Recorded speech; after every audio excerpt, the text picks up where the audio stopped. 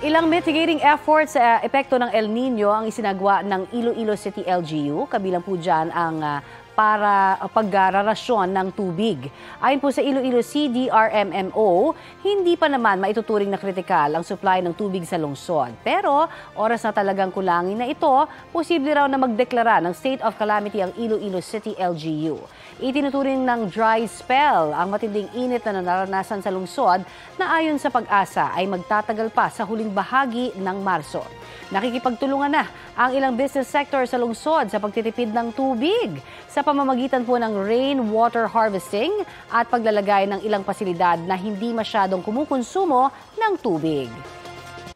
Kapuso, para sa mga maiinit na balita, mag-subscribe sa GMA Integrated News sa YouTube.